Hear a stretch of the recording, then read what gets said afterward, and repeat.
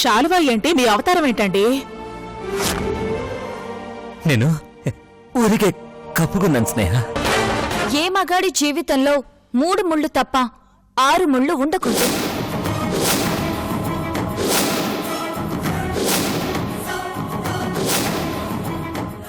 అందుకే నీ భార్య మెడలోని మంగళసూత్రాన్ని తీసేసి నా మెడలో తాళి కట్టు. ఫోన్ వచ్చిందా? ఆ సంజయ్ గారు చచ్చాడా? పెళ్ళాగిపోయిందా?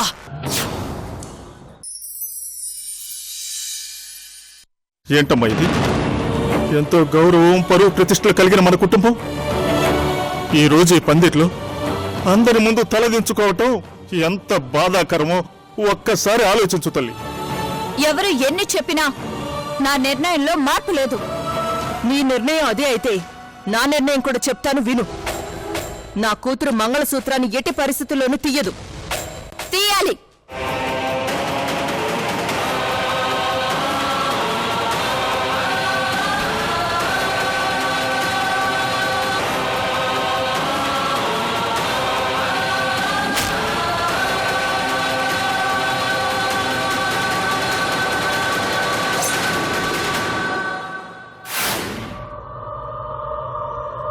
అమ్మా, భావ శిరీషకు భర్తైన మరుక్షణం నేను భార్య స్థానం కోల్పోయినట్టే కదమ్మా.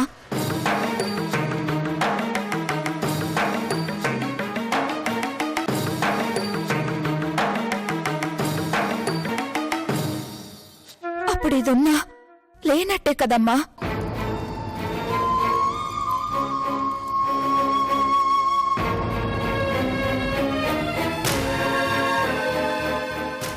భావ జ్ఞాపకాలతో బతికేస్తానమ్మా. అడుగడుగున ఇలాంటి మూర్ఖపు నిర్ణయాలతో అందర్నీ ఇంత దూరం తీసుకొచ్చావు. అయినా సరిపోవట్లేదా?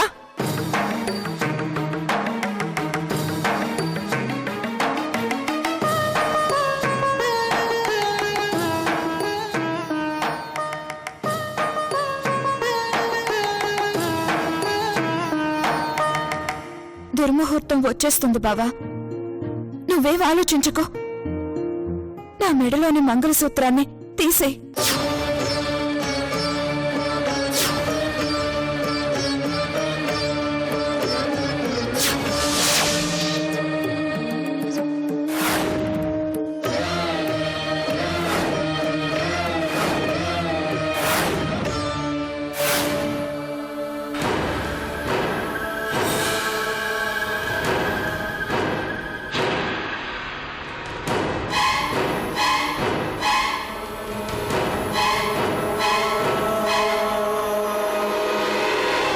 చెప్తుంది కదా, తీసేయ్. నిజానికి నేనే మంగళసూత్రాన్ని తీయాల్సిందే నీకోసం కాదు, మా సంధి కోసం.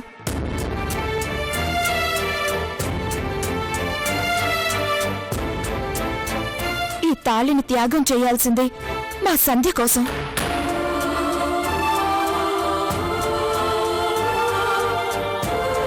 అపార్థాలతో అజ్ఞాతంలో ఉంటున్న సంధ్య ఒక్కసారి మా కళ్ళెదురుకొచ్చుంటే నిజానిజాలు చెప్పి మేమంతా సంధ్యను ఏ స్థానంలో పెట్టుకున్నామో అర్థమయ్యేలా చెప్పేవాళ్ళం. కానీ మాకు అవకాశం లేకుండా చేసింది.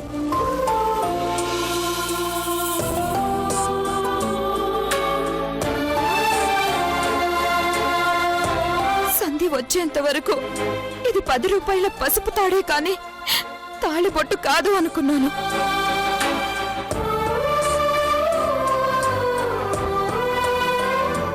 సంధ్యని మా బావ మోసం చేసిన తర్వాత సంధ్యకు న్యాయం జరగడం కోసం నేను తన స్థానంలోకి వెళ్ళానే తప్ప మరో ఉద్దేశం నాకు లేదని మా సంధ్యకు తెలుసుంటే మా అందరి జీవితాలు మరోలా ఉండేవి.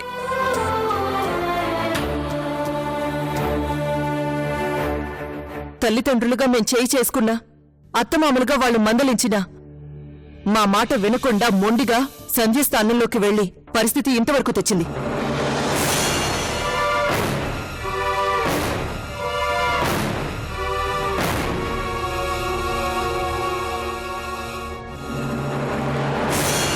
ఉష ఆపదలో ఉన్నప్పుడు సంధ్య ఎవరు చేయని సాహసం చేసిందమ్మా. వ్యభిచారిణిగా నేరాన్ని తన మీద వేసుకుంది. అంతటి త్యాగం చేసిన ఆ మనిషి కోసం ఉష తన జీవితాన్ని త్యాగం చేయడానికి సిద్ధపడితే సంధ్య మాత్రం మా సంజయ్ ప్రాణాలు తీయాలనుకుంటుంది.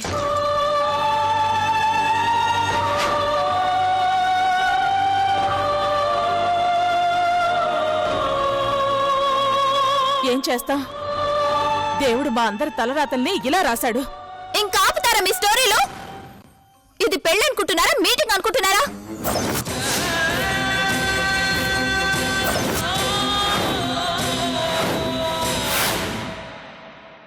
నేను చెప్పినట్టు చేస్తున్నారా లేదా? చిచి, ఇంత చెప్పినా కూడా మనిషిలో కొంచెం కూడా మార్పే లేదు. బావా, తీసేయ్ బావా.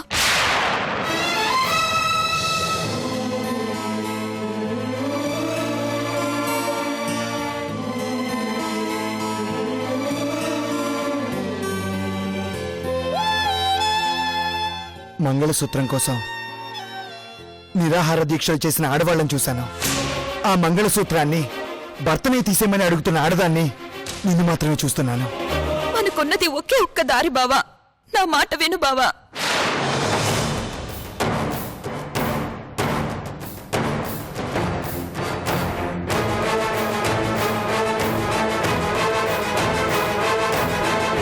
చెప్పేది అర్థం చేసుకో ఉషా. మీరింకేం మాట్లాడినా నా మీదొట్టే.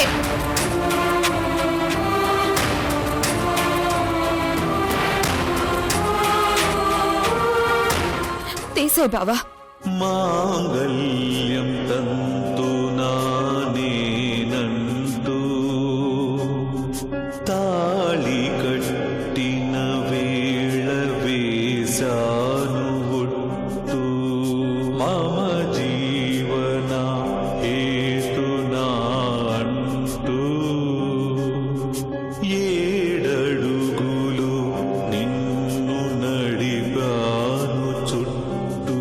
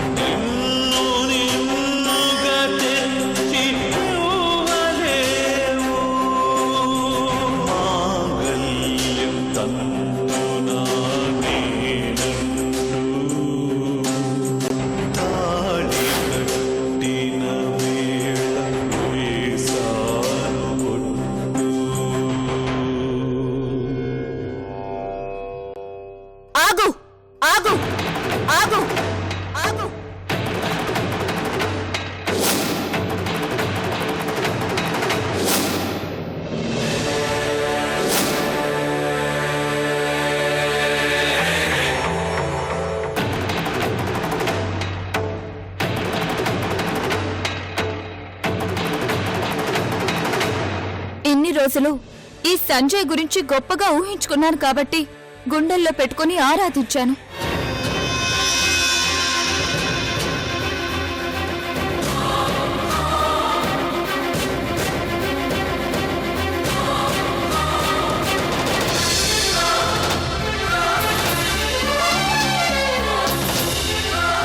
మనసులో పెట్టుకుని పూజించాను. నేనిచ్చిన విలువకి సరితూగే మనిషి కాదని నాకు అర్థమైంది.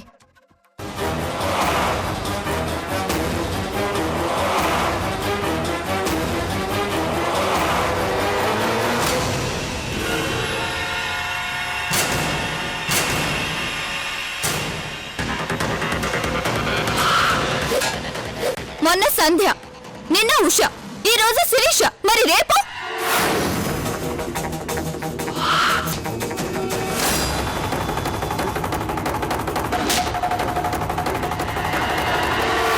వద్దు. నేను అలాంటి నీచమైన స్థితిలోకి జారిపోవడం నాకు ఇష్టం లేదు.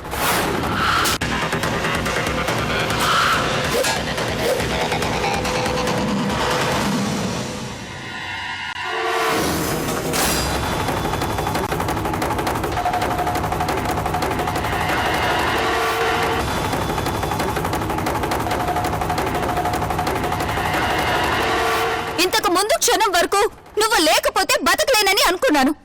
కానీ ఇప్పుడు చెప్తున్నాను, నువ్వు నా జీవితంలో ఉంటేనే నేను బతకలేను.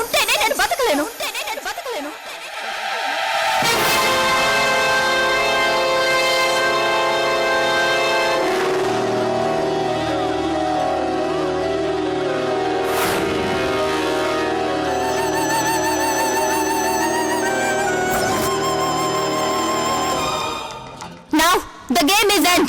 The game is end.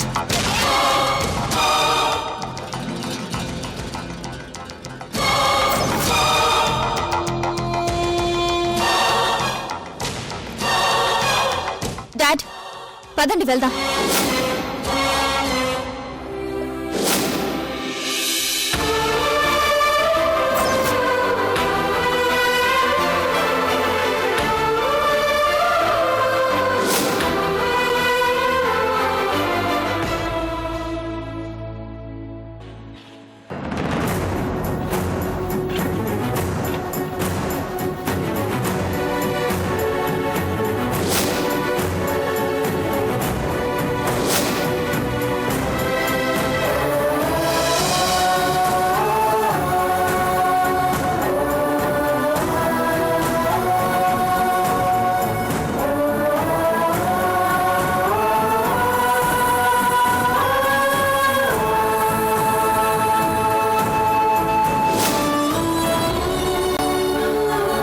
Sirisha, ఆగు.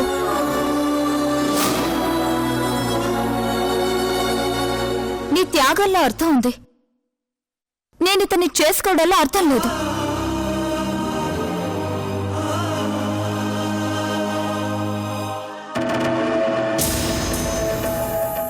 దయచేసి నన్ను ఆపొద్దు.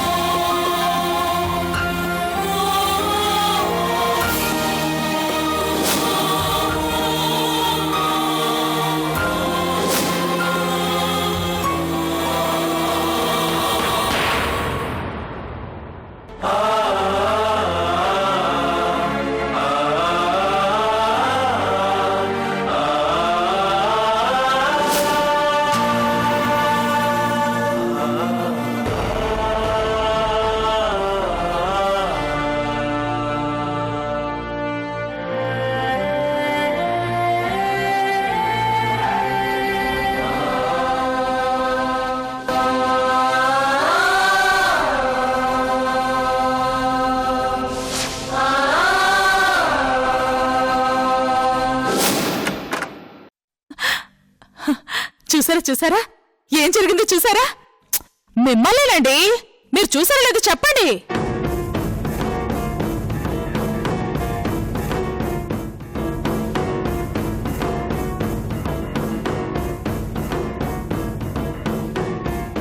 ఏంటండి అలా చూస్తూ మౌనంగా ఉండిపోయారు? అసలు పెళ్లి మంటపంలో ఏం జరిగిందో తెలుసా? ఆ శిరీష పెళ్లి వద్దనుకుని వెళ్ళిపోయిందండి.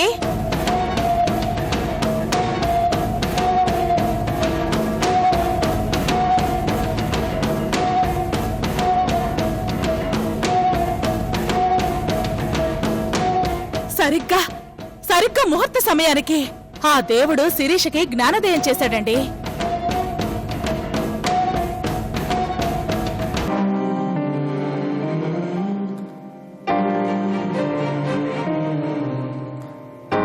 ఇన్ని రోజులు మనందరి మనసుల్ని బాధ పెట్టిన శిరీష చివరి క్షణాల్లో పశ్చాత్తాపపడి మరీ వెళ్ళిపోయిందండి. ఇక మీరు బాధపడాల్సిన అవసరం లేదు, ఈ పెళ్లిని చూడాల్సిన అవసరం అంతకంటే లేదు. ఉష మన కోడలుగానే మిగిలిపోయింది. సంజయ్ జీవితంలోకి ఇక శిరీష రాకుండానే వెళ్ళిపోయింది.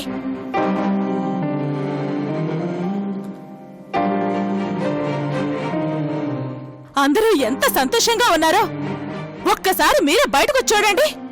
పండగ చేసుకుంటున్నారండి. మీ కళ్ళారా చూస్తే మీరు ఆనందంతో ఉప్పొంగిపోతారు. ఒక్కసారి రండి. అబ్బా, మీరు మీ మొండితనం. రండి రండి.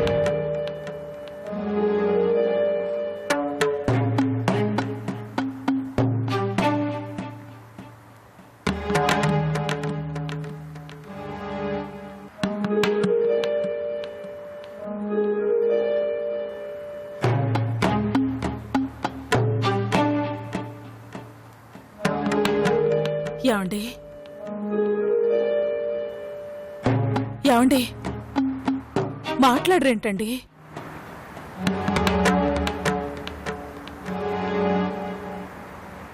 ఏమండి ఒక్కసారి మాట్లాడండి.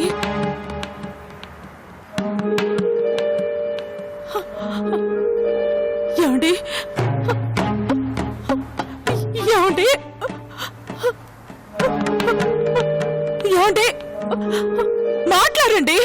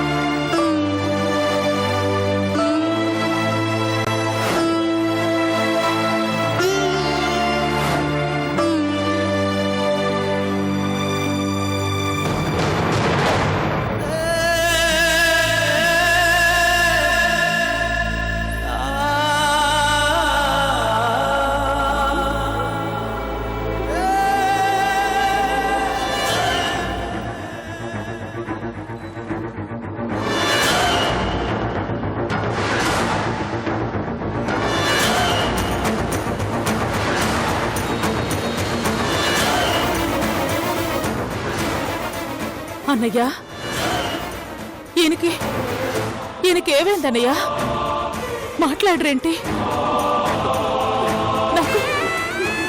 నాకు భయం వేస్తుందన్నయ్యా. చెప్పండి అన్నయ్యా, మీరేనా ఈయన్ని మాట్లాడమని చెప్పండి అన్నయ్యా.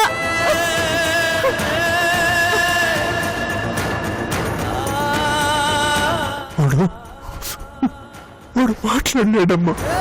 ఎందుకు మాట్లాడలేరు? ఎందుకంటే వాడు వాడు మనందరికీ ఎంత దూరం వెళ్ళిపోయాడు.